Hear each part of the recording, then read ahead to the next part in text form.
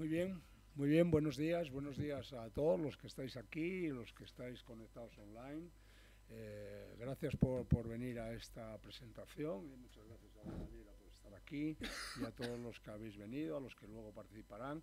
Estamos en el último acto que hacemos este año, ¿no? Yo creo que ya hemos cumplido un poco con el conjunto, así que estamos haciendo una recuperación de lo que históricamente hacíamos, ¿no? Que era una relación cuando acaban las COP.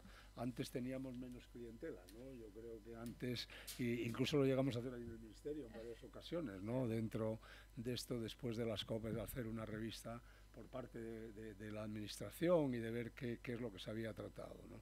Yo creo que esta ha sido una COP importante. Valvanera yo la veo muy contenta, con lo cual supongo yo que está de acuerdo en lo que estoy diciendo y ahora nos lo contará, y sobre todo en esta COP un poco de hacer el Global Stock Take, ¿no? El Global Stock Take es un poco el hacer el resumen global y que venía precedido, pues por ejemplo, de la cumbre que hicisteis aquí el día 2 y que nosotros hicimos aquella pre-summit del día 29 de octubre, en el cual pues se trataban sobre la triplicación de las renovables, se trataba también de establecer cosas en el 2030.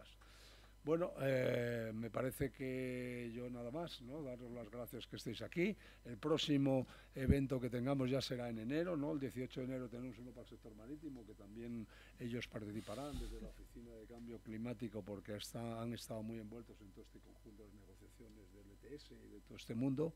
Y ya, feliz año a todos y feliz Navidad. Y vamos a darle la palabra a Valvanera, que no os la pregunto yo, Valvanera Oralde, que es la directora de la Oficina de Cambio Climático, y que ya la veis que está muy sonriente, un poco acatarrada después de estar un cierto tiempo allí, de lo que a lo largo de todo el año pues también ha trabajado este asunto, ¿no? Así que ella nos dirá un poco. Le podéis hacer luego las preguntas que queráis, luego se tiene que ir y haremos un análisis un poco así apresurado pero serio, con parte de Miguel Muñoz, que lo tenemos aquí, del Grupo de Crecimiento Verde, Lara, que también del Instituto Elcano, como conocéis, y Cristina Rivero de la COE, dándole la versión un poco como lo ven ellos, ¿no? Porque esto también hay que ver las distintas posiciones o las distintas, cómo lo interpreta cada uno. Así que muchas gracias de nuevo, Valvanera, y tienes la palabra. Gracias, muchas gracias. Dale para arriba, está para arriba. Está, ¿no? Muchas gracias Arcadio, muchas gracias Enerclub. Y yo estoy contenta y sonriente, pero es un éxito compartido. Como bien has mencionado, en España hemos trabajado durante todo el año para preparar esta cumbre. De manera muy específica el binomio clima-energía, y la cumbre del 2 de octubre en Madrid también fue buena prueba de cómo llevábamos, ¿no?, nuestras posiciones bien armadas, bien justificadas y sobre todo basadas en la ciencia y los informes en los informes vuestros, en los informes de la Agencia Internacional de la Energía, ¿no?, y con una voz firme dentro de la Unión Europea. Yo creo que el día 2 las conclusiones que conseguimos alcanzar en Madrid fueron un punto de inflexión importante respecto a los otros diálogos que habían hecho Fatih Birol, ¿no?, y su equipo, y sinceramente fue la puerta de entrada, ¿no?, a los planteamientos que queríamos defender. Yo estoy contenta, pero no soy buen indicador, porque siempre vengo de las cumbres intentando defender lo que conseguimos, aunque es cierto que esta cumbre venía ya marcada en el calendario como una cumbre importante, y vamos con dos objetivos claros. Uno, demostrar que el Acuerdo de París funciona, que la gobernanza global que nos dimos en el año 2015 es una gobernanza válida para, primero, consensuar acción climática con 197 países, incluidos aquellos países que hoy en día son productores y grandes consumidores, evidentemente, de combustibles fósiles, y que además podíamos demostrar que el balance global no era solamente un reconocimiento de lo que se había hecho, sino que daba las directrices, las señales globales para seguir avanzando en ese camino al 1.5. Yo creo que ambos objetivos se han cumplido, ambas premisas se han dado, se ha conseguido un paquete que es importante. Sabéis que en las decisiones de las cumbres siempre son muchas las diferentes ramas, ¿no?, que hay que analizar para ver si el equilibrio, ¿no?, que se consigue es positivo, si se avanza, si no se avanza, si se avanza con la urgencia que nos recomienda la ciencia o si nos quedamos un poco retrasados. Yo creo que se ha superado el status quo, que era uno de los grandes miedos que teníamos, mantener el status quo que teníamos instalado, ¿no?, en las dos últimas cumbres en materia de reducción de emisiones, en materia de mitigación de cambio climático, y también se han superado las expectativas que existían en los términos de pérdidas y daños, ¿no?, cómo financiar ese gran fondo, cómo ayudar con solidaridad internacional a aquellos más vulnerables que están sufriendo los impactos del cambio climático.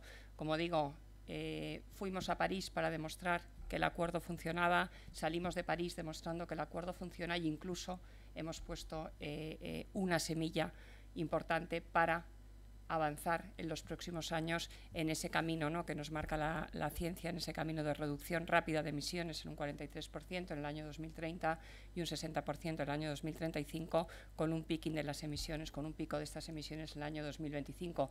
Eso es el objetivo mollar, eso es el objetivo al que nos debemos los países que participamos en las cumbres de clima, y ese es el objetivo, ¿no?, que ha guiado todas las demás decisiones respecto a mitigación, pero también respecto a adaptación y respecto a pérdidas y daños.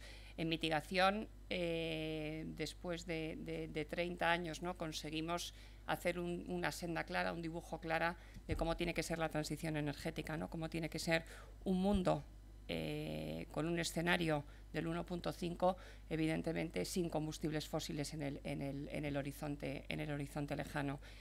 Era un objetivo ambicioso, era un objetivo que como bien sabéis todos vosotros, estaba ya en boca de todos desde la cumbre de Sharm el Sheikh del año pasado.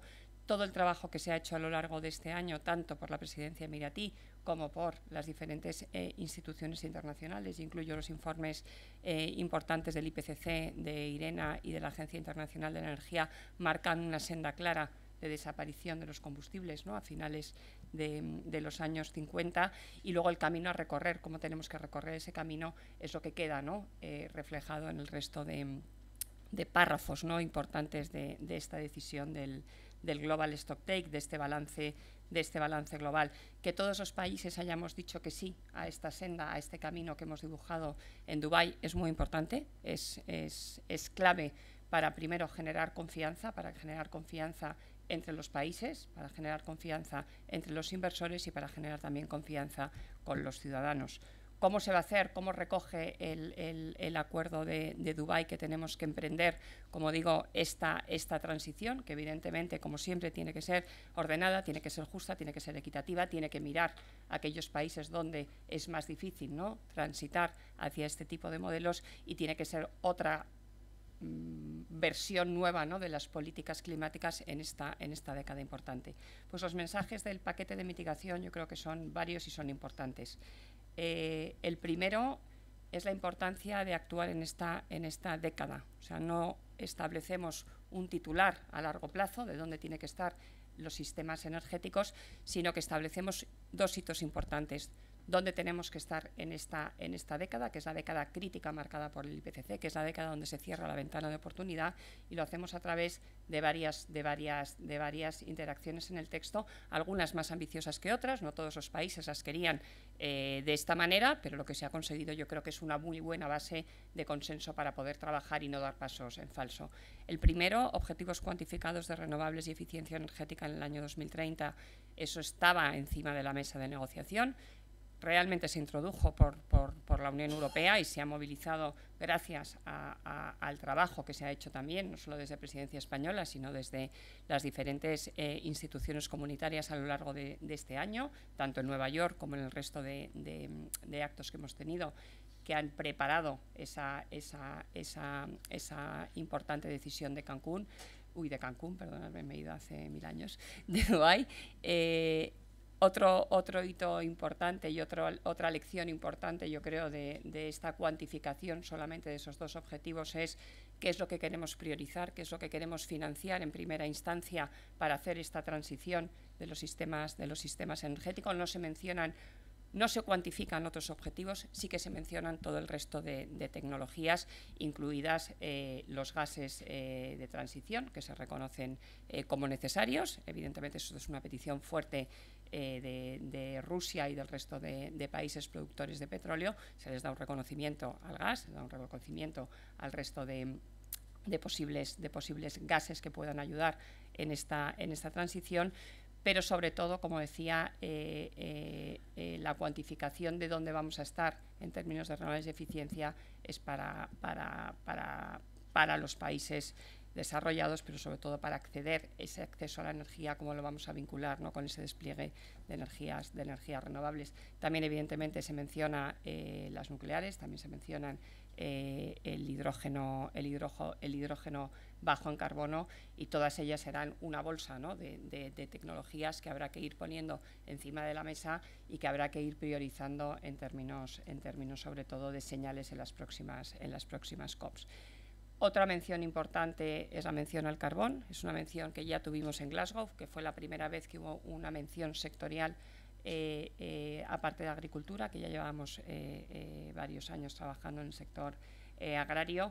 Es cierto que en el carbón no se ha dado un paso adelante, se ha mantenido el lenguaje prácticamente, ¿no?, que había en Glasgow, pero se mete dentro del relato general de las señales generales de esa transición energética, ¿no? Vamos hacia esa descarbonización del sector energético sin combustibles fósiles.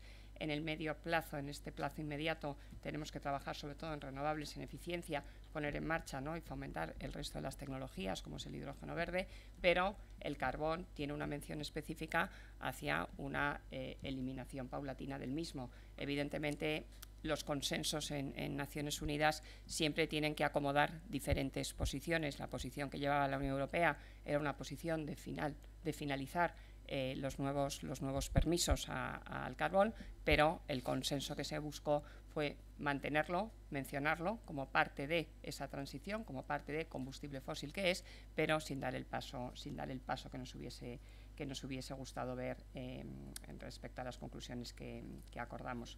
Otro mensaje importante son las tecnologías de CCS, que también se reconocen en esa bolsa importante de tecnologías que tienen que ayudar a la transición.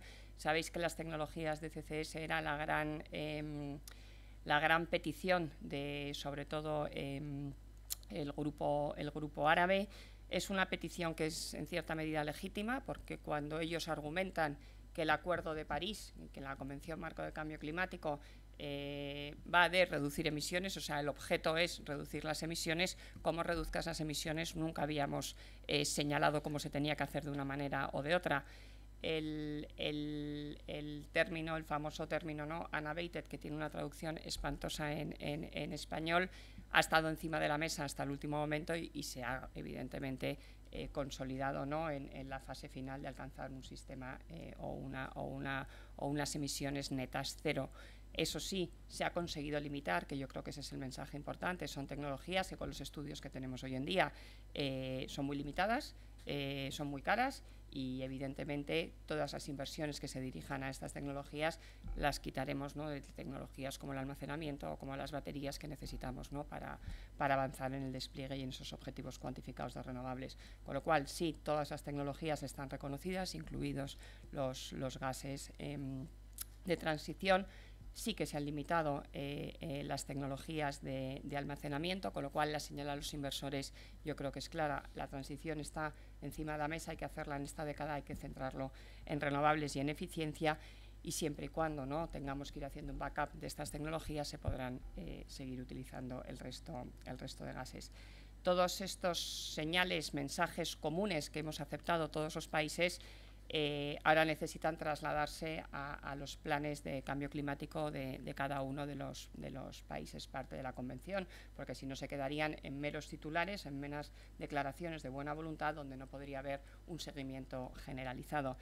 El plazo es inmediato. Los siguientes planes de cambio climático que tenemos que presentar ante Naciones Unidas hay que presentarlos ya el año que viene, hay que presentarlos en el año 2024, un poquito antes del 25, en los primeros meses del 25, si tomamos al pie de la letra, ¿no?, la literalidad del acuerdo, que es 9 meses o 12 meses antes de la COP de Belén, de la COP 30, que será en el año 2025, Va a haber una gran presión en la negociación internacional este año para analizar cuáles van a ser los siguientes objetivos de reducción de emisiones en cada uno de los países, sobre todo en los países desarrollados, en las economías emergentes.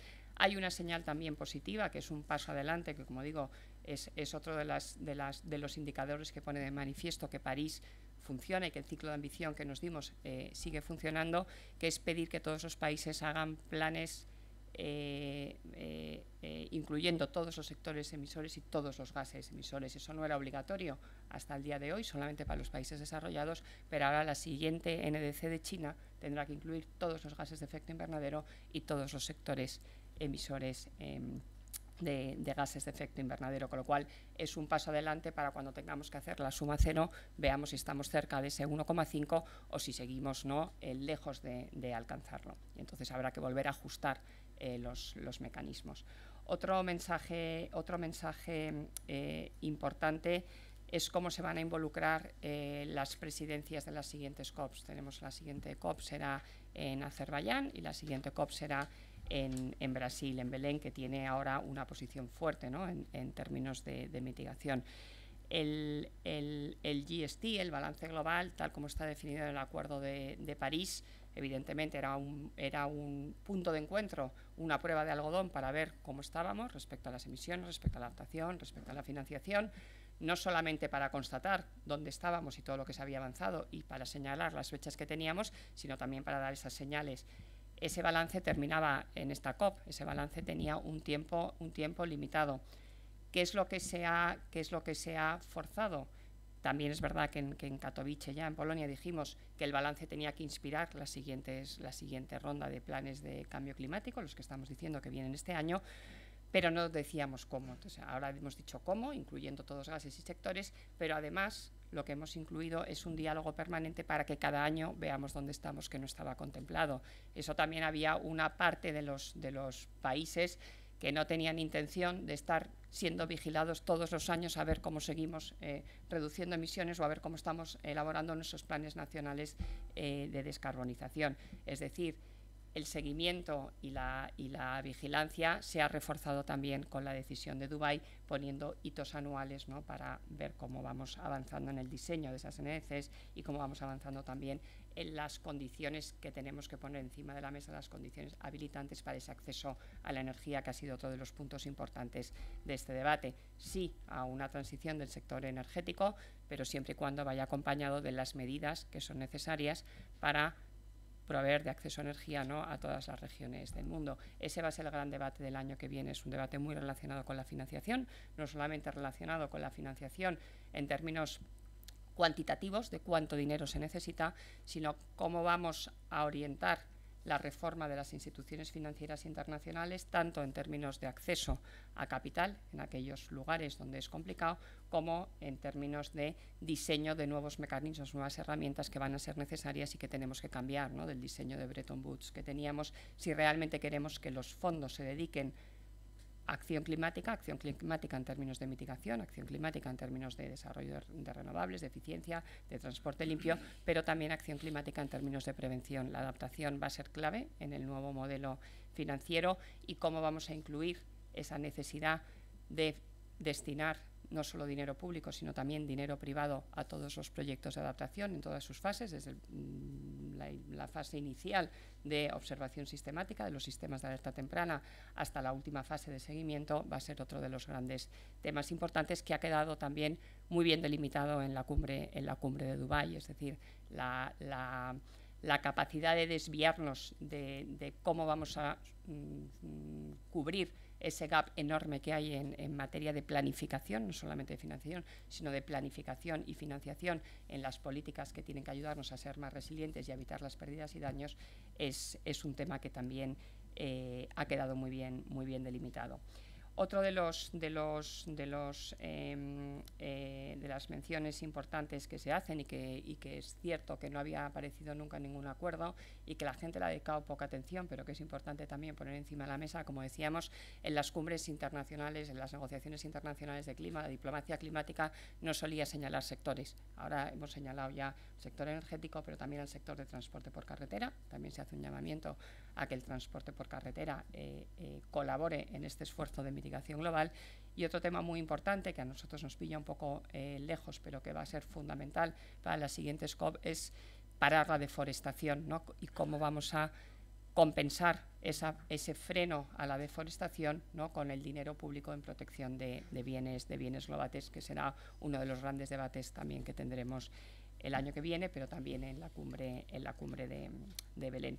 En cuanto a los temas de adaptación, que siempre es la otra cara de la moneda y que siempre suelen ser temas menos tangibles, o más complicados de entender, yo creo que Dubái, aunque estábamos muy centrados, ¿no?, en que es la cumbre de la mitigación y que teníamos que realmente poner encima de la mesa un plan que mantuviese vivo el 1.5, los impactos de este año, ¿no?, y las voces de los países, sobre todo de los pequeños estados insulares, han sido muy fuertes, ¿no? Cuando vieron que de manera insólita se aprueba la decisión de pérdidas y daños del Fondo de Pérdidas y Daños el primer día de la COP, nunca había pasado.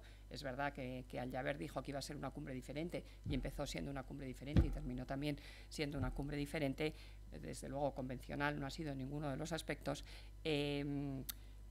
Parecía que se iba a quitar un poco la presión, ¿no?, de la negociación que suele existir siempre de países desarrollados contra países en desarrollo, falta de financiación, falta de fondos, etcétera. Esa decisión fue aplaudida, aparte se capitalizó el fondo en tiempo récord, pero surgió el otro debate, ¿no?, que siempre está encima de la mesa, que es la adaptación, con una petición muy fuerte y una presión muy fuerte de todos los países del sur global, pidiendo, por favor, una decisión clara donde todos entendiésemos qué significa la adaptación. Entonces, esa decisión, como no podía ser de otra manera, se ha tenido que cuantificar. Era un tema complejo, no hay tantos estudios que apoyen estas cuantificaciones, pero lo que sí que es cierto es que era necesario equipararlo y que tenemos objetivos a 2030, como tenemos en el sector energético, para tener los sistemas de alerta temprana en orden, todos en el 27, para tener todos los países planes nacionales de adaptación en el 30, para tener sistemas de monitoreo, etcétera, etcétera. Y además se complementa con lo que ellos llamaban el objetivo global de adaptación, ¿no? El objetivo global de mitigación es claro, es un 1.5, reducir las emisiones, pero el objetivo de adaptación era más intangible, sigue siendo intangible porque es resiliencia humana, que es muy difícil de medir. Cuando decimos tenemos que avanzar, ¿no?, en sistemas donde se proteja, ¿no?, la resiliencia humana y el bienestar humano, es muy difícil de medir, pero es cierto que identificando los bienes comunes globales que se han identificado, tener sistemas resilientes de agua, tener sistemas resilientes de bosques, tener sistemas resilientes de salud, se va empezando o se va avanzando en un debate donde tendrá que haber unos indicadores claros, ¿no?, en las próximas cumbres también tienen un mandato claro de indicadores para Belén, que dará un campo nuevo también, tanto de conocimiento como de trabajo y también como de proyectos, ¿no?, que se puedan poner encima de la mesa. El tema de la financiación, que suele ser también el gran tema, este año es verdad que ha quedado más diluido porque también está ya mandatado por París, que el año que viene es el gran año de la financiación, es el año donde tenemos que decidir el quantum del nuevo objetivo global de financiación. Sabéis que teníamos un objetivo de 100.000 millones de dólares que había que haber cumplido en el año 2020. Ha habido una batalla campal también en las decisiones para reconocer que ese objetivo se va a cumplir en el 22. Los reportes climáticos van con 2 años de decalaje, con lo cual los números apuntan en que el año 2022 hemos cumplido los países desarrollados con ese número. No nos lo han reconocido en las decisiones, hasta que no lo vean yo creo que no lo van a querer reconocer, pero lo que sí que se ha puesto de manifiesto es que es innecesario, ¿no? O sea, antes no se hablaba si era necesario, o sea, es que es insuficiente, es innecesario, no necesitamos cuantificar solamente la financiación pública o poner un nuevo gol, que siempre es orientativo, sino que tenemos que hacer una reforma total del sistema financiero internacional, y eso se dijo en Glasgow. En Glasgow ya había una mención clara a esa reforma, sobre todo liderada por los bancos multilaterales de desarrollo, pero este año se han identificado las barreras, que es importante, ¿no? Tienen que trabajar en tener objetivos climáticos claros, en superar las barreras de financiación de los países en desarrollo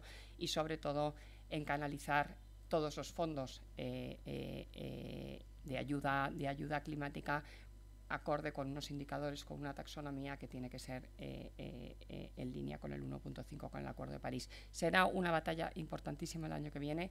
Es un tema donde, cuando lo explicamos en las negociaciones, les intentamos explicar también a los países en desarrollo que no consiste en quitarnos la responsabilidad de no poner dinero público, evidentemente en cooperación y en mitigación y en adaptación y en pérdidas y daños, sino que con ese dinero público va a ser imposible abordar la transición que tenemos enfrente. Siempre hay ciertas reticencias, con lo cual el año que viene esa desconfianza que existe en el sistema multilateral cuando empezamos a hablar de financiación va a perseverar, pero sí que va a ser muy necesario, como digo, la movilización de todo el sector privado, la movilización de todas las instituciones financieras internacionales en aras a establecer, ¿no?, cómo tienen que ser los siguientes indicadores o las siguientes estructuras en los años por venir para cubrir la ingente brecha de trillions que se necesitan para esta década.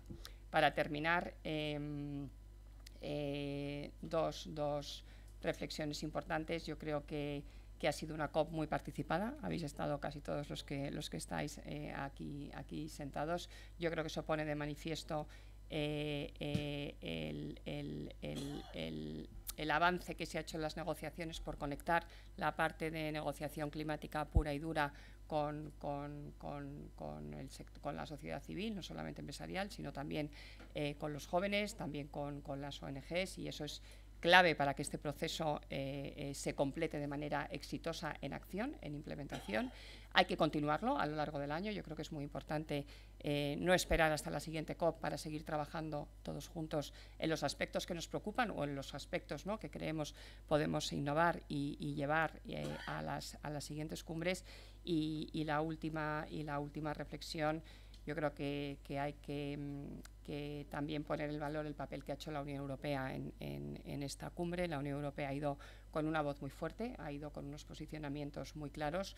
Hemos sido, yo creo, capaces de convencer en los temas más importantes de mitigación al resto de actores, y también hemos sido capaces de generar alianzas que antes no teníamos. Teníamos alianzas naturales con los pequeños estados insulares, con ILAC, pero hemos conseguido alianzas con África, que no siempre han sido sólidas y han sido muy importantes para esta COP, y eso se traduce, como decíamos al principio, en no solamente analizar, ¿no?, la visión, el camino que se ha dibujado, sino cómo vamos a facilitar en África, ¿no?, esa transición energética en los próximos años, y sobre todo antes de que lleguemos al año 2030, ¿no?, y volvamos a mirarnos y digamos, a ver, dónde hemos avanzado, cómo hemos conseguido, ¿no?, que los países africanos realmente consigan ese despliegue de renovables y sean capaces, ¿no?, de ir abandonando los combustibles fósiles. Son muchos los deberes que hay por delante, pero las bases están bien establecidas, y yo creo que esta cumbre sí se puede decir que ha sido muy positiva, y que evidentemente el paquete es potente. Siempre hay cosas que echas en falta, pero el equilibrio es muy bueno. Pues oye, muchas gracias, ¿no? Yo creo que vamos a felicitarte, ¿no?, por la parte europea y española, ¿no?, porque habéis dado ahí mucho trabajo por el medio de todo el año, ¿no?, también con todas estas cosas que hicimos, donde hemos contribuido nosotros en alguna cosa también, ¿no? Bueno, yo que vamos a pasar a que te hagan alguna pregunta, si quieren, pero yo quería hacerte, visto ahora después de toda esta discusión sobre que fuese en Dubái, parece que fue positivo, ¿no? Esto yo deduje yo mismo leyendo los periódicos y en otra historia. El que haya sido en Dubái, el que hayan incorporado esto ha sido, bueno, es más, va a repetirse en Azerbaiyán, ¿no?, que es otro estado precisamente gran suministrador de gas y de oil en Bakú. Por tanto, parece que visto así ha conseguido meter más gente dentro de este gran proyecto mundial, ¿no? ¿Qué opinas, ¿no? Aparte de la Unión Europea, que eso ya... Yo creo que ha sido muy positivo, que aparte es cierto que las alianzas que han conseguido los emiratíes eran alianzas difíciles de conseguir desde cualquier otra región del mundo. Es cierto que era el país de la región mejor posicionado para hacerlo, porque han hecho ya una diversificación de su economía que ha dado muy buenos resultados. Entonces no solamente es contarlo, es poner encima de la mesa resultados económicos positivos. Es un país, además, que tiene muy buenas relaciones con todo el mundo. Diplomáticamente casi todos son amigos, por no decir todos los países del mundo, que no suele pasar en la escena internacional. Y luego que también es cierto que hay que reconocerles que el trabajo preparatorio que han hecho durante el año ha sido excepcional. O sea, han viajado a todo el mundo, han escuchado a todas las partes, han buscado un consenso real, entendiendo cuáles eran las circunstancias nacionales de cada uno y las dificultades de cada uno, que es lo que hay que buscar. Y tenían un equipo también muy gente, ¿no? potente que también es de agradecer. Bueno, muy bien. Pues bueno, vamos a ver si tienen alguna pregunta que queráis hacerle a Valvanera. Tiene 5 minutos porque tiene que ir a otro lado y luego a otras cosas. ¿Queréis hacerle alguna pregunta a los que estáis aquí que os interese sobre... Vale, y luego no sé si tienes alguna ahí por el chat también. Pero bueno, hace 5 minutos ahí tenemos... hasta menos cuarto, ¿vale? Más o menos. Los 100.000 millones de euros de adaptación, que tendrán que ser muchos más, ¿son préstamo blando o donación? Son los 100.000, a lo mejor no me he explicado bien, no son solamente adaptaciones, son el objetivo que teníamos para todo: mitigación, adaptación, pérdidas y daños, para todo. O sea, era la obligación que nos habíamos comprometido ya en Copenhague, que luego se materializó en el Acuerdo de París para desembolsar en el año 2020. Entra todo, o sea, hay todo tipo hay donaciones, hay préstamos, hay blendings, hay de todo. Todo se contabiliza según los criterios de la OCDE para ver realmente cuánto dinero es. Es cierto que cuando se habla de adaptación, como bien mencionabas, lo que nos piden los países en desarrollo son sobre todo donaciones, porque tienen un problema de endeudamiento grande, con lo cual a lo mejor lo que hay que mirar es cómo solucionar el endeudamiento de estos países, además de la financiación, ¿no?, que se les puede proporcionar.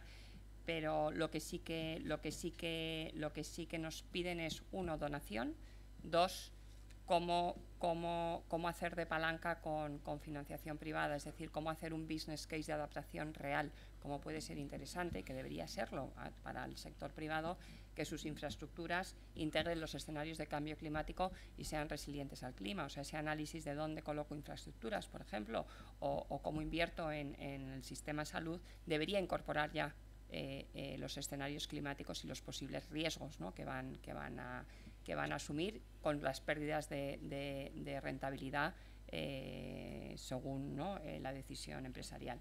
Lo que también nos piden es que todos los préstamos que se hacen, el CAP, porque también tienen mucha parte de préstamos, no computen como gastos, sino que compute como inversión, es decir, todo lo que después de un tornado, ¿no?, toda la ayuda que llega para reconstruir, que es ayuda a la reconstrucción después de un fenómeno natural extremo, no se considere como un gasto y no compute en su deuda. Son muchas las vías que ellos están identificando para solucionar los problemas de endeudamiento, los problemas de financiación y evidentemente los problemas de adaptación. El gran problema que tienen es la falta de financiación, no tanto si es de una forma u otra, y la incapacidad por el endeudamiento de invertir en clima de una forma razonable.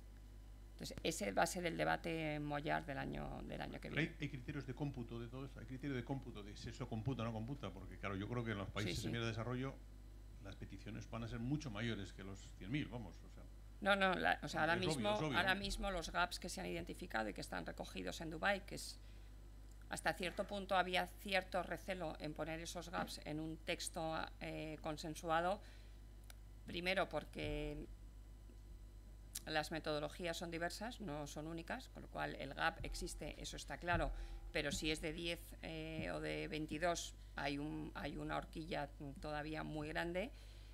Sí que es cierto que todos los estudios apuntan a que la descarbonización, ¿no?, y el mundo reciente son trillones de 5,8, 6,9, son trillones ingentes. Entonces lo que te da es un indicador de, evidentemente no estamos financiando bien, que yo creo que es la primera reflexión.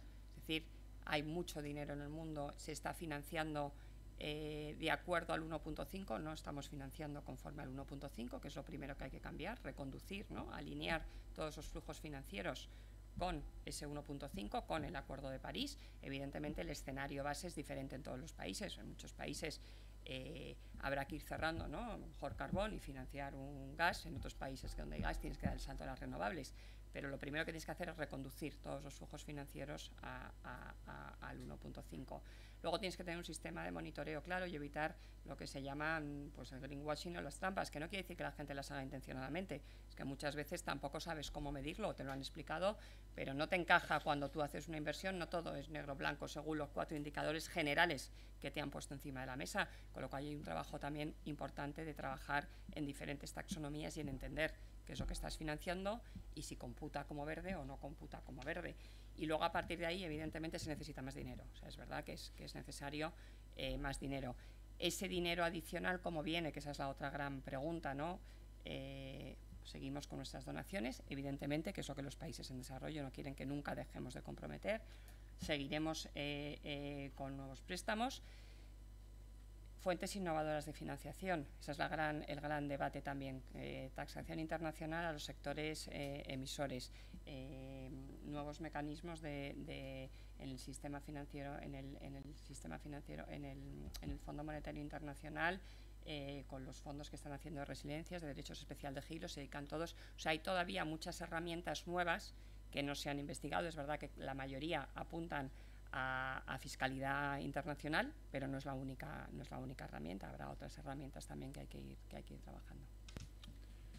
¿Tienes algunas preguntas? Dos preguntas, Arcadio. La primera, más general, ¿algún aspecto negativo o menos positivo a destacar? Te hago la otra también. ¿Cómo afectan los acuerdos tomados al sector de oil and gas y en concreto a los planes de CCUS y mercados de CO2? Sí, yo creo que algún aspecto negativo, sí, claro, evidentemente no todos los acuerdos son perfectos.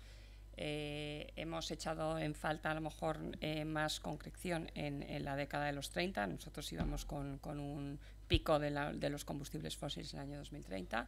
Es lo que queríamos haber visto reflejado en el texto. Conseguimos incorporar que la acción climática en el 30, que la acción de abandono de esos combustibles tenía que ser especialmente importante en los 30, pero no hay forma de tampoco cuantificar, a no ser que vayamos viendo cómo se hace, ¿no? el tándem, que tampoco conseguimos. Esas son las dos únicas cosas yo creo que se pueden resaltar, sobre todo el paquete de financiación. La posición de la Unión Europea era así, un phase out pero con un phase in, y que estuviese acompasado. No consiste en solamente conseguir el objetivo de renovables, sino vas desplazando la demanda del gas. O sea, una parte importante de demanda no se ha visto del todo contemplada. Nada de lo que hemos acordado te lo impide, eso es cierto. Pues digo que al final el texto lo que no hace es poner barreras a ese avance urgente que se tiene que hacer, pero sí que es verdad que necesitamos un seguimiento importante en esta década. El sector yo creo que estaba más preparado de lo que todo el mundo esperaba. Llevan ya muchos años trabajando en estos temas. Hay una declaración firmada por no sé, son más de 50 compañías, productores de gas y petróleo, que se comprometen a unas emisiones net zero en el año 2050, que es muy importante. Creo que eran más del 40% de las emisiones, con lo cual, como bien decía Arcadio, o sea, lo que no puedes hacer es acuerdos sin los mayores implicados en tomar acción en estos acuerdos, y yo creo que eso en esta COP se ha conseguido, y eso es lo importante, y eso es lo que estamos innovando, ¿no? en la gobernanza multilateral, que aquellos actores de los que realmente son necesarias pasos de gigante, ¿no? en los próximos años, son parte de esa solución y han realmente aportado en positivo en esta cumbre. Entonces yo creo que eso es importante, y luego vendrán los siguientes. Luego tendremos que trabajar con la industria, tendremos que trabajar con los otros sectores, tendremos que ver cómo gestionamos, ¿no? todo el tema también de mercados que nos salió. Eso, todos los temas que al final, después de 2 años de mucho trabajo, porque han sido 2 años de mucho trabajo, y yo mi mayor reconocimiento a todos los expertos que trabajan en ese área, porque pasan noches sin dormir y sufren mucho cuando no consiguen avanzar, como es lógico y normal. Es cierto que en los últimos momentos del acuerdo las visiones que normalmente cuando llegas a las negociaciones se van acercando se separaron cada vez más. O sea, hubo una polarización de las dos posiciones grandes que era imposible, ¿no?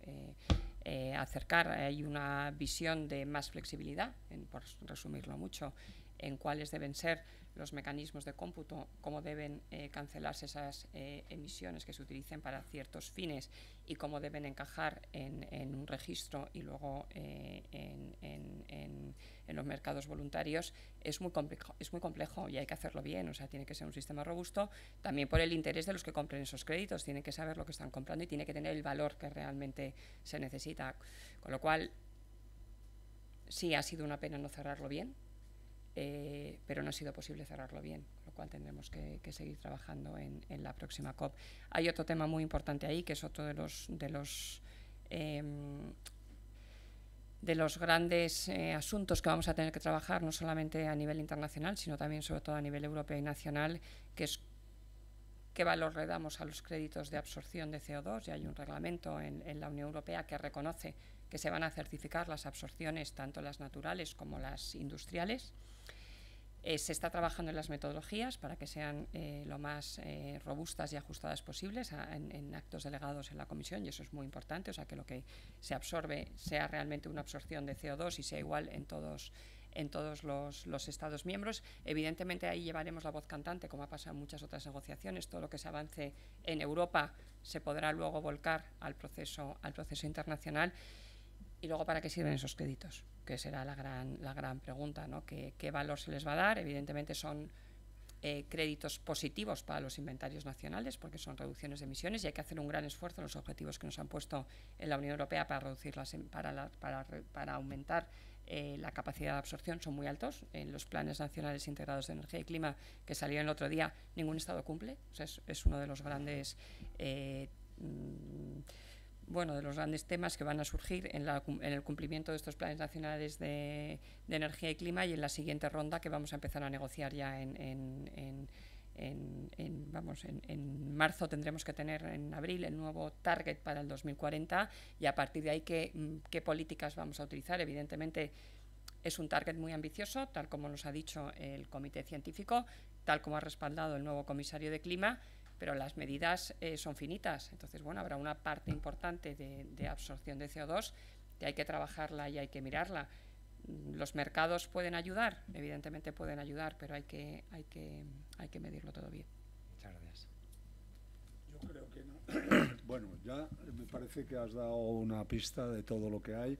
A mí me parece que es una COP inclusiva, ¿no? Que se han nombrado todas las tecnologías, ya has dicho, las nucleares, la CCUS, todo lo que puede contribuir a esto, y me parece que eso es un salto también cualitativo. No sé, ya lo has dicho tú, no hace falta. Pero se priorizan las se priorizan, pero todo el mundo ve que puede tener, el futuro siempre está por esperar, nunca se sabe, ¿no? Así que darte las gracias, ¿no? Por el trabajo que has echado todo este tiempo, por venir aquí, ¿no? Eso también te lo damos siempre, pero no sé, por el tiempo que habéis dedicado y por el tiempo que habéis intentar buscar una solución que no es fácil, ¿no? Para que las cosas se acuerden tienen que estar separadas primero, ¿no? Dicen que lo mejor es cuando se llega ya al final, que ya al final se encuentra un acuerdo. Así que darte la enhorabuena y que tengas unas felices vacaciones, ¿no? A ver si puedes ahora mismo, ¿no? Que eso te vendrá muy bien después de por lo menos nosotros lo hemos visto. Muchas gracias también a vosotros y a todos los miembros del club, porque yo creo que hemos hecho un trabajo coral muy potente este año. Venga, pues muchas gracias. Gracias. Bueno, ahora pasamos a la ronda que tendréis, os dejamos ahí, Pablo. Seguimos con la mesa redonda. Tenemos pensado no terminar mucho después de las 2, así que animo a Lara, Miguel y a Cristina que suban rápido. Aunque Arcadio ya os ha presentado, lo vuelvo a hacer. Contamos con Cristina Rivero, directora de Industria, Energía, Medio Ambiente y Clima de COE. Con Miguel Muñoz,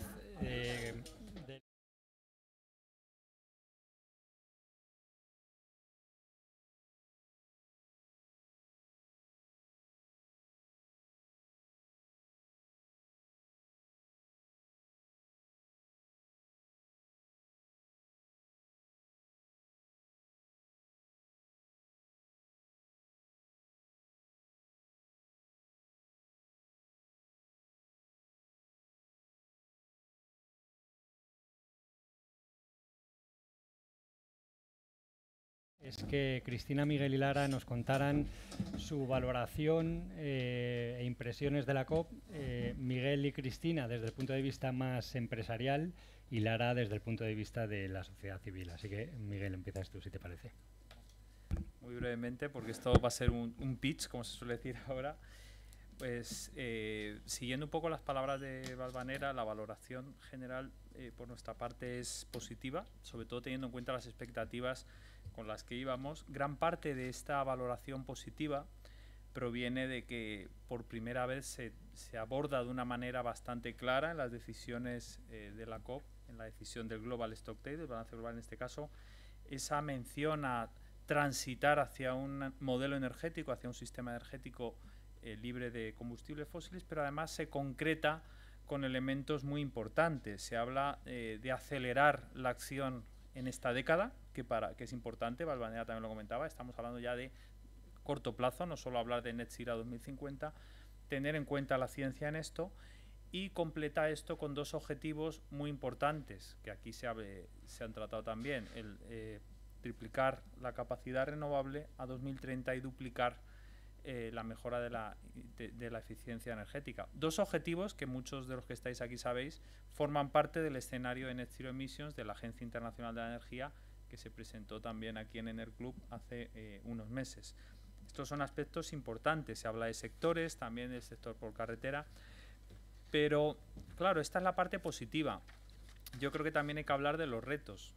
Y también se ha mencionado por Valvanera, que la verdad es que nos ha destripado muchas de las cosas. Yo creo que como empresas también tenemos que ver si las condiciones en materia de políticas climáticas de regulación son las adecuadas. Lo que estamos viendo también es que este acuerdo global se tiene que trasladar en la revisión de NDCs, de planes climáticos de los países, que lo ha comentado Valvanera, y eso de alguna manera tiene que estar vinculado con un proceso de marco regulatorio, marco de políticas que acompañe esa revisión de objetivos. Y lo que ahora mismo se está viendo también, ayer salía informe de la Agencia Europea del Medio Ambiente, que pone de manifiesto que los objetivos a 2030, que son los elementos que hay en la NDC europea, los objetivos del 55%, el nuevo renovado de renovables, el renovado de eficiencia energética, tras el Fit for 55, que se está viendo muchos problemas para cumplir esos objetivos, según la Agencia Europea del Medio Ambiente. También salía un análisis de la Comisión Europea, donde se analizaba preliminarmente los borradores de PNIEC y se estaba viendo también esos retos para acompasar el ritmo inversor con las necesidades que marcan esos objetivos. Valoración, corto ya, Pablo, positiva, teniendo en cuenta expectativas, señales positivas a la transición energética. Sin embargo, habrá que prestar mucha atención en esta siguiente fase a la implementación, a la revisión de planes de los países, en el caso europeo de la NDC. Tenemos objetivo a 2040, muchas cosas. Cristina. No voy a repetir nada de lo que ha dicho Miguel, porque estoy de acuerdo totalmente, pero sí que yo creo que el éxito ha sido sobre todo ver de dónde veníamos, ¿no? O sea, veníamos de una situación en la que durante los 2 años anteriores se ha estado haciendo el balance de todo lo que han puesto los países encima de la mesa y era evidente que no se llegaba al objetivo de los 2 grados, y la decisión marco, que era la del balance mundial, reabría todos los melones. Podía haber reabierto todo. Para que os hagáis una idea, circulaban por las redes a modo de escala de picante de los chiles, los verbos ingleses, cuál era más, no sé cómo se dice eso, más restrictivo, ¿no? Y cuál menos, para ver en el texto cómo quedaba al final el tema. Pero la verdad es que tal y como está el mundo, que se ponga de acuerdo en el lenguaje, que yo creo que ha sido un éxito. Creo, como os decía, que se podían haber reabierto brechas por todas partes, porque reabría todo, pero se ha seguido adelante. Y luego los pasos a seguir, ¿no? Ya tenemos claro que con esto no seguíamos. Bueno, pues aquí hay unos calendarios muy claros y sobre todo una señal, porque yo creo que lo que aporta esta cumbre es una señal. Luego lo que decía Miguel también, señales tenemos muchas, objetivos tenemos muchos. En la Unión Europea sabíamos mucho de marcar objetivos, pero luego todo eso viene la realidad de cómo se implementa. Y lo que sí que es verdad, que yo quiero destacar de esta cumbre, que para mí ha sido totalmente distinta a todas las anteriores. Primero, 110.000 acreditados, que esto más que duplica los asistentes de otras cumbres, pero ahí se han aterrizado muchísimos temas, y se han aterrizado temas como el comercio internacional, como la agricultura, como la salud, como la energía y las infraestructuras, de forma muchísimo más aterrizada a la realidad de lo que se había hecho siempre, y de hecho lo decía Valvanera también, están las tecnologías concretas, aparte de los sectores, en los textos de las decisiones, que es algo que tampoco se había visto nunca, ¿no? Y esto a lo que me lleva es a corroborar que la acción de las empresas va muy por delante de la acción de los gobiernos, y que realmente la agenda de acción climática de todo lo que es no gobiernos pues tiene ya vida propia en estas cumbres, y es pues inabarcable con todos los sectores y de la sociedad civil y sobre todo de las empresas. Gracias, Cristina. Lara, por favor. Muchas gracias. Pues simplemente por completar la visión de la sociedad civil, creo que habría que destacar primero que a nivel físico ha sido una cumbre realmente inmanejable por lo grande que era. Y esto es bueno porque lo que nos indica es que es el espacio donde hay que estar si queremos ir más allá de las negociaciones, si queremos estar al día de los desarrollos. La sociedad civil y los Ringos, que es al grupo al que pertenecemos como parte de la sociedad civil y del mundo académico, pues veían dificultades en, que no lo ha mencionado Valvanera, pero quizá menos capacidad de observación que en otras cumbres, porque había más reuniones a puerta cerrada en comparación con otras reuniones. Eso no quiere decir que no haya habido una apertura por parte de la presidencia de escuchar a todos los grupos, que eso también yo creo que lo han reflejado distintos negociadores. Tema de las protestas durante las cumbres, esto es un elemento recurrente.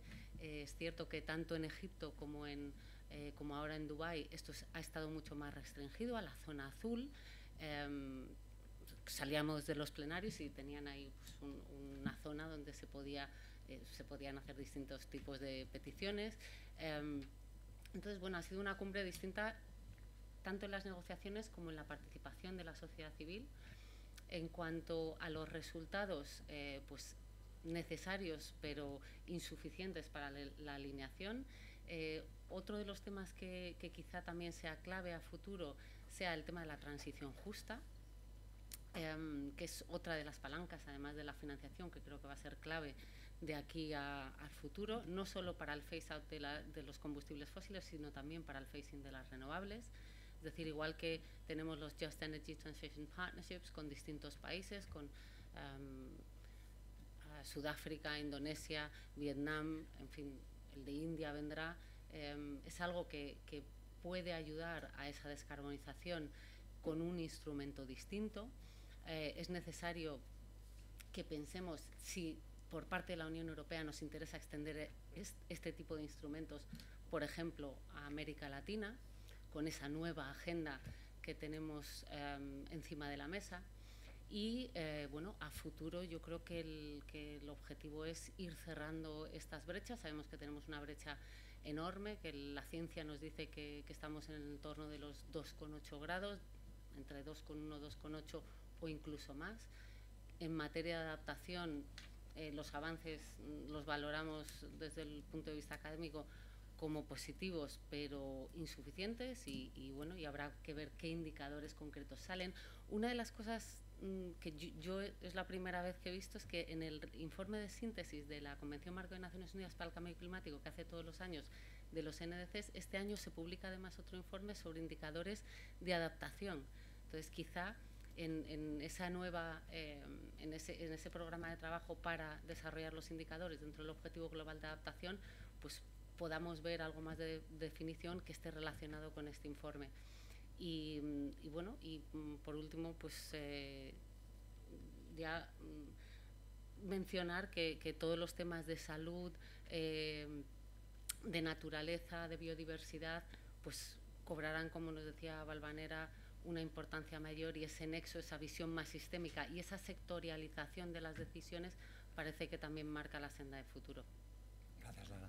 Pues no sé si hay alguna pregunta aquí en la sala. Si no, hay un par de preguntas online, las dos en relación con la COP anterior de Sharm el Sheikh.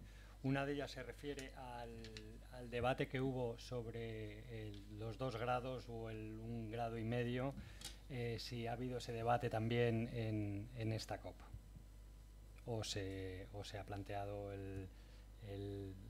digamos el límite en 1,5.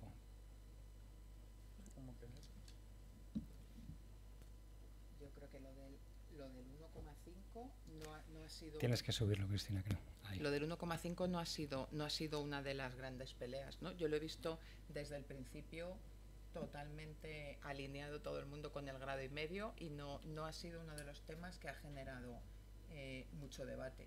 Yo creo que eso ya lo da por hecho. De hecho, decían también, se ha montado una misión 1,5 grados entre las 3 presidencias de la COP, esta y las 2 siguientes, para llegar a Belén, que es la de 2025, ¿no? Con un refuerzo de ese objetivo del 1,5 grados, con lo cual no está en el debate. El 2 yo creo que ya nos olvidamos. ¿Estáis de acuerdo? Coincido con Cristina. De hecho, en la COP anterior de Sharm el Sheikh hubo muchas campañas que se centraban en el eslogan mantén vivo, keep alive de 1.5. En esta ya se daba por hecho que aunque podía estar un poco tocado, pero estaba vivo y no se ponía en duda. Muy bien. Pues otra pregunta respecto al año pasado tiene que ver con los temas de seguridad energética que estaban muy presentes, sobre todo a raíz de la guerra en Ucrania. Y también os preguntan si en esta COP se ha mantenido este peso también de la seguridad energética. Lara. Sí, bueno, el contexto geopolítico yo creo que da la respuesta, ¿no? El tema de la seguridad energética yo creo que no se va a ir a ningún lado. De hecho, por ejemplo, en España, en nuestro último barómetro, los ciudadanos españoles que desde 2017 hasta 2022 decían que el cambio climático, la lucha contra el cambio climático era su primera prioridad en materia de política exterior, desde 2022 hablan ya de la seguridad energética como la primera prioridad, y esto no es exclusivo, obviamente, de España, ¿no? Se ve reflejado también en los eurobarómetros y se ve también en las negociaciones. Yo creo que esto es algo que va a continuar. Muy bien. Y acaba de entrar otra pregunta, ya la última, sobre el Fondo de Pérdidas y Daños. Preguntan si se sabe qué países van a aportar capital, quiénes lo van a recibir, en términos generales, si se ha establecido el funcionamiento y el procedimiento del fondo. Miguel, Cristina. Os comento alguna generalidad, seguro que Lara se lo sabe mejor, que es una experta. Bueno, el Fondo de Pérdidas y Daños yo creo que ha sido, bajo nuestro punto de vista, uno de los principales elementos que se esperaban y que se ha empezado a operativizar. Yo diría que con esto, Lara, a lo mejor me equivoco, se empieza a operativizar el tema, pues se designa que va a haber un consejo, ¿no?, con 24 integrantes, que va a estar un poco analizando cómo se conceden estos fondos, el tipo de agentes susceptibles. Está el Banco Mundial, que estará durante 4 años como, ¿no?, secretariado provisional, pero esto es un inicio de la operativización. Esto luego entiendo que habrá que alimentarlo con más fondos, por ahora 700 millones, pues bueno, es una señal positiva, pero es muy insuficiente, y habrá que ver, como yo creo que no se ha concretado todavía demasiado porque aquí es donde está el tema más caliente, quién va a ser quien reciba los fondos. En principio son los países más vulnerables económicamente y en términos de daños, pero el elefante en la habitación, a lo mejor estamos hablando de China y de otro tipo de países. No sé, Lara, si tú te lo sabes mejor. Sí, coincido, estamos al inicio y simplemente para dar una visión de lo que necesitaríamos en términos de pérdidas y daños, el informe del Programa de Naciones Unidas sobre la brecha de la adaptación lo que nos decía es que en las últimas 2 décadas las pérdidas y los daños de los 55 países más vulnerables ascendían a 500.000 millones. Esto supone, si fueran todos los años haciendo una media, que tendríamos unas pérdidas y daños de 25.000 millones al año solo en estas 55 economías más vulnerables. Pues claro, si comparamos los 770 millones, que es simplemente para operativizar este fondo, ¿no? Es decir, luego habrá que dotarlo y habrá que dotarlo de manera recurrente, pero el nivel de pérdidas y daños en comparación con las primeras aportaciones, pues obviamente hay una brecha enorme. También podríamos hablar de quién ha contribuido qué. Es notable, por ejemplo, que Irlanda y España han contribuido más a este fondo que, por ejemplo, Estados Unidos. Pero es notable que Estados Unidos haya contribuido a este fondo porque bueno, Estados Unidos tradicionalmente se ha opuesto a que hubiera un fondo para pérdidas y daños. De hecho, John Kerry lo llama, porque todavía está por decidir cómo se va a llamar este fondo. John Kerry hablaba de un fondo para la respuesta a los impactos, no un fondo de pérdidas y daños, porque esto tiene implicaciones legales a nivel de la responsabilidad y de la asunción de esa responsabilidad histórica por parte de Estados Unidos. Muy bien, pues no sé si no hay ninguna pregunta más. Yo creo que terminamos la mesa redonda más breve del año. Y daros las gracias a todos por venir, a los que os habéis conectado y muy felices fiestas para todos. Un aplauso.